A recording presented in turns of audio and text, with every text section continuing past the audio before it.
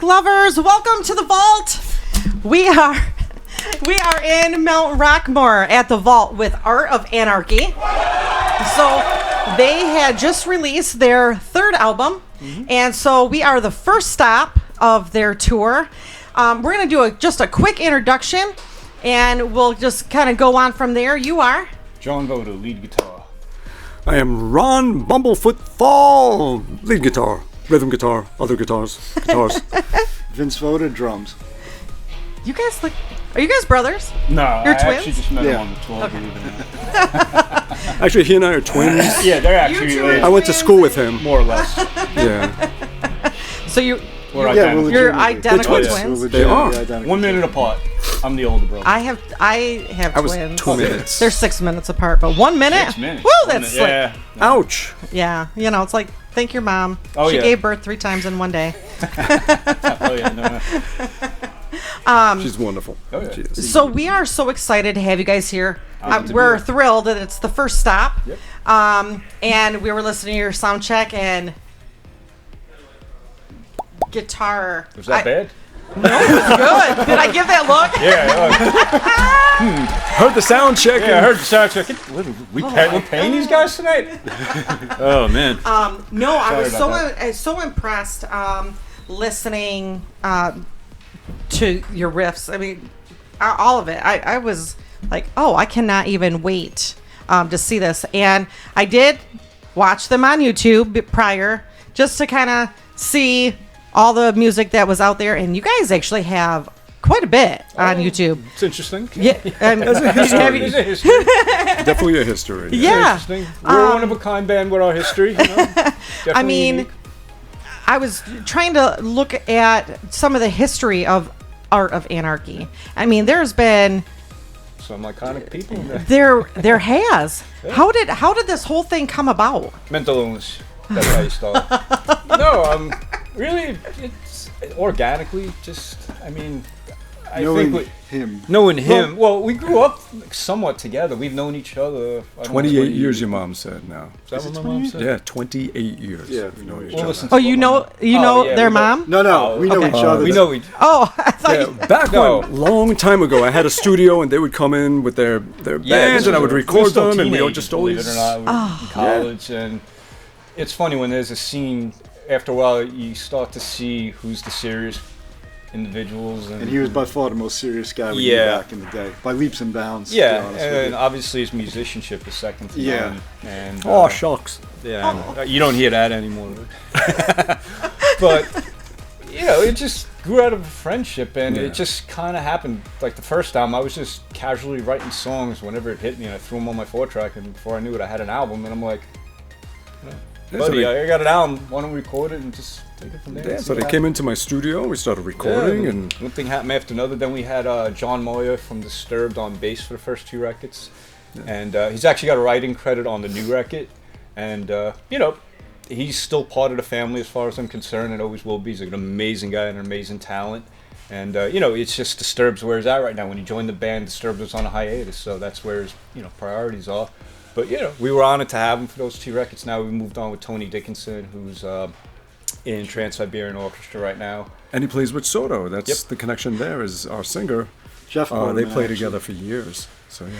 I was reading about that. I mean, Trans-Siberian Orchestra it's on my bucket list. Well, It's a I big mean, thing. Yeah, and Yeah. it's also, if you're looking for the best musicians in the world to start a band or replace people in bands, you're probably better off starting with their band to go cherry pick the best musicians out there because they got them. Yeah, they Like, got what it. do we got to do to get that guy out of that and into this? Well, they only And tour just- 2 months out of the year, so you have 10 more months you could try and. Yeah, just don't work book it out. any Christmas shows. Yeah, just and don't do no conflicts. Yeah, and you'll be good.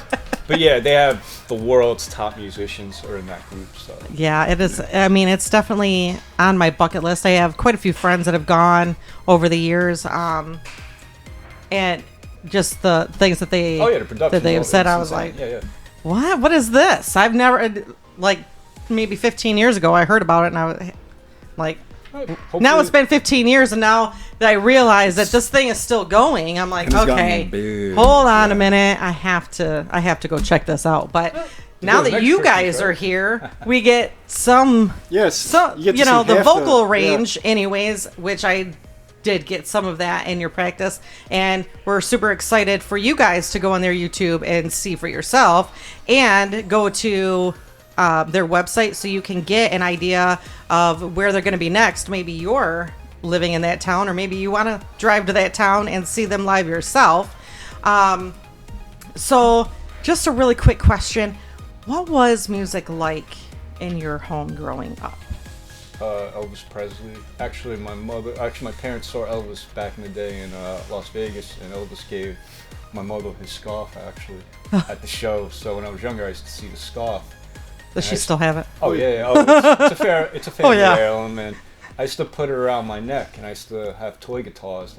There's pictures of me somewhere with it, but it was mostly Elvis in the house, and he was this charismatic guy. And I used to throw on the big record was live at Madison Square Garden, because I used to see the album cover, and this guy's in this wild-looking suit, and then you put the record on, it had all this energy on it. So you're a little kid, it's like, oh, what is this? Yeah. And it went from Elvis, then after that to Kiss.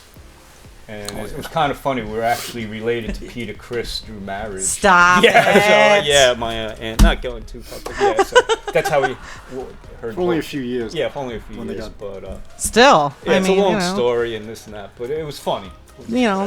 Was that 3 degrees of separation? Yeah, it is a funny story. My parents were like, yeah, such and such was married to such. And I was like, really? You start hearing we're all from New York, that area. Brooklyn too, where Peter so was Peter from. was from. He was actually at my grandfather's wake when he died, believe it or Yeah. not, in 1974. Peter Oh, no Criss, kidding. yeah, with Lydia Chris. Yeah. So it's fair to say that not only was there music, a good amount of music in your home growing up, that they probably would have encouraged anything that you may have wanted to, dabble in a little bit. If It's like any parent, when you see a kid take an interest in something, they Yes. start nurturing it and they just see where it's going to go. I mean, I used to play sports heavily too. If anything, I might have been a better athlete than a musician. Oh, stop it. Come on now. I won the Chrysler Award. I was the most athletic kid in school. I won the MVP in the All-Star game in basketball, so I was heavily athletic. Dang. But you know what? As we got older, we weren't going to compete in Yeah, basketball. like I'm any- not, yeah. Oh, yeah, I'm yeah, not yeah. going to grow 6'8". Yeah. It's not going to happen, so... We had our limitations. For Yeah, that. and then I just fell in love with music. To me, music was, I don't know, when I used to see somebody play an instrument, it was like supernatural. It wasn't real to me. So for me, that was the ultimate thing in life to be able to do was play an instrument. Because let's face it, when you play sports, as cool as it is, everybody in high school year is playing something or doing something athletic. So it wasn't like there was a mystique around it. It's awesome, and I love sports. Yeah. Music had the mystique, so I was like, oh, I got to Well, and like one injury in your... Yeah, you're right. Yeah, oh yeah. Especially football. Especially if you're doing football. Yeah. It's going to be limited. Yeah. But, like everything else in life, it just, for some reason, it just organically happens. Well, I mean, that's exactly what I like to hear. No matter what it is, it's just, if it's going to happen, try and make it happen. But if it's going to happen, just let nature take its course and stay the course, I guess. Yeah. What about you? Let me see. So I moved from Brooklyn to the next borough over, Staten Island, which is where we all met. You know he's a rabbi, right, on the side? Really? I just look like one and sound like one. Well, my sometimes. daughter is getting married. Oh, wait, no, that's the wrong religion. I could do the Do the blessing. Continue. Staten Island. Rabbi Bumblefoot. If you wind up in Idaho. Bumble. And yeah, I moved to this new neighborhood, and a bunch of kids my age that all had older brothers and sisters, and I would go over their house to hang out, and there would just be albums everywhere, just vinyl everywhere, and you pick it up, 5-year-old kid, it's like, what's this? And there would just be amazing stuff. It was the 70s, and just... So I put on this new album that just came out, and it was Kiss Alive. And I heard that, and immediately that's what I wanted to do. Just from hearing that at that age, I knew. And I started working towards it. I started as a 6-year-old kid, had a band with neighborhood kids and writing songs and making recordings just with multiple This sounds cassette awfully recorders. familiar to me. Yeah. And This is awesome. that's it. And just kept going. Never stopped. What's with this band? Kiss with everybody. Though? Yeah. Well, no, Kiss Yeah, launched so many people. It inspired it's so the many gateway people. band to everybody almost. Yeah. Yeah, I mean, it's funny. On one of our other podcasts with another band, we had gotten talking about stuff like that. And the reason why I asked this question is, I'm really big on having music in your home when you're raising kids, and it to create that creativity and whatnot. I have looked down my own path when I was growing up. You know, my mom was very country. My dad was very rock and roll. So, you know, we had like Reba and Dolly Parton or whatever. And then we had like Steely Dan, you know, Billy Joel and all that. And I remember many times being grounded. And my dad had this big case of albums. And I was like, how can I get my friends over to play? Because I could see them over there, you know, they're playing hide and seek in the yard. And, you know, I grabbed the headphones with a 20-foot cord on it and go stand on the front porch and sing. It might be John Denver or who knows, Fleetwood Mac, whatever was my dad's albums, not my mom's. But, and I remembered that. But I also remember how fortunate I was as a kid to be able to, you know, get in band in school, which I get a little bit worried that it's one of those things that the schools want to take away. And that would just... I think kids are more into computers than instruments today, so I don't know if it's the schools. But that would be scary. You know, we don't want AI music, you know? We want... I know. Shh. But how creative, you know, what it does for you as a person... just all around, you know, learning how to write and how to get your emotions and your feelings out. Sometimes we use music to, you know, vent our feelings away, but it also lets us be creative, and, you know, and then you get to take that little leap and run into people that encourage you to keep doing what you're doing. Oh, yeah. It's an interesting journey. Yeah. Leave it at that. Yeah. I That's mean, what it is. I mean, honestly, I was looking at some of your stuff online, and just the history that you guys have, I think is amazing, and I'm really so excited to see. Yeah, I mean, yeah. Very interesting. Like every time we did a record, we thought the band was over, and then like somehow it gets resurrected. Yeah, and, like it was funny when we go on the tour bus. When the tour bus show up, my father goes on the tour bus, sees Ron. Ron, what the hell are we doing here? Remember you said something to him. What are you doing again? Yeah, because it's like, oh God, we're back again. You know. Yeah, But yeah. like everything else, the album was a labor of love, the new one, and we have to thank Jeff Scott Soto for yeah. putting the band back Yeah, together. yeah. He actually put the band back together, Jeff. It wasn't because he just loved the music Yeah. and said, I think I can make a great record with you guys. and he did. He killed it. So, Killed it. and we're all just like, hey, just went to the next level as far Yeah, we're as very, the writing very and the happy. musicianship, as far as what we accomplished on it. I mean, musically, it picks up more or less from the first record than the second. Yeah, it's definitely similar.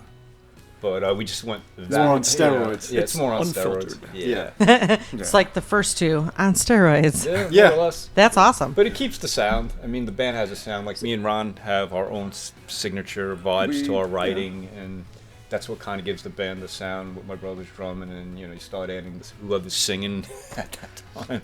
Well, yeah. So you know, it's nice. So when you hear it, you know that that's Art of Anarchy. You can. Well, it's kind of weird though.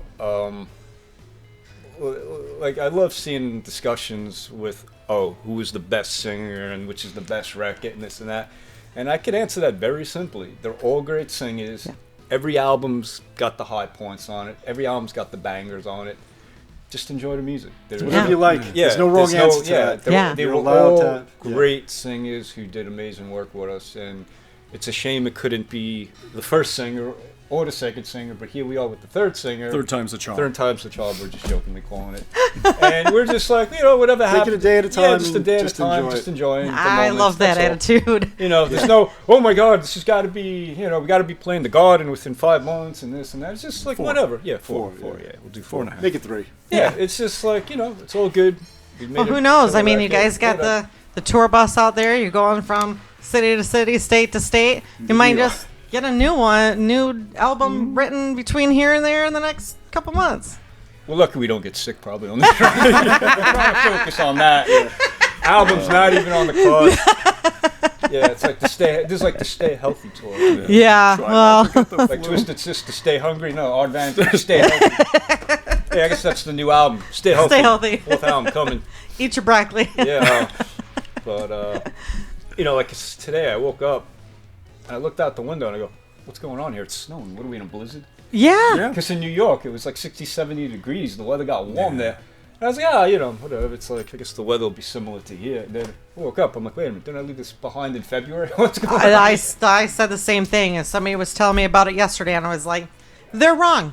They're always wrong. We're in Michigan. We get weird weather with the Great Lakes. It'll say we're this, and they never get it right. So I'm like, they ain't gonna get it right. Well, it was just 70 degrees. Oh wow, you too then. Yeah. Well, you guys we have brought the snow with us just to make it feel better. Well, I'm glad you guys made it. But the funny thing is, I don't know if you know the band Wasp from the Yeah. 80s, Blind in Texas.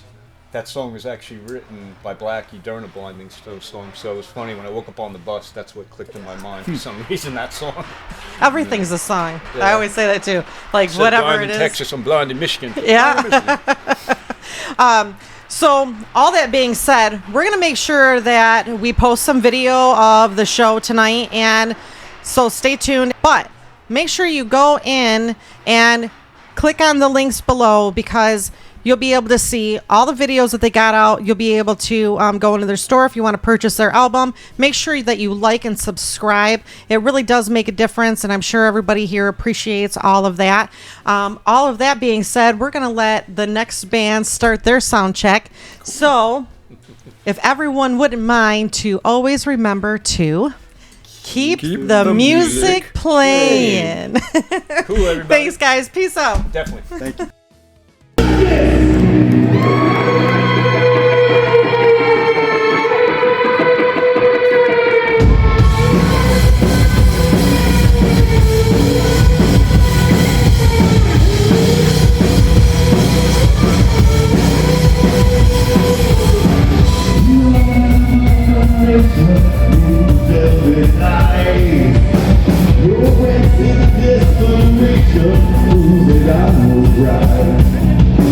Go,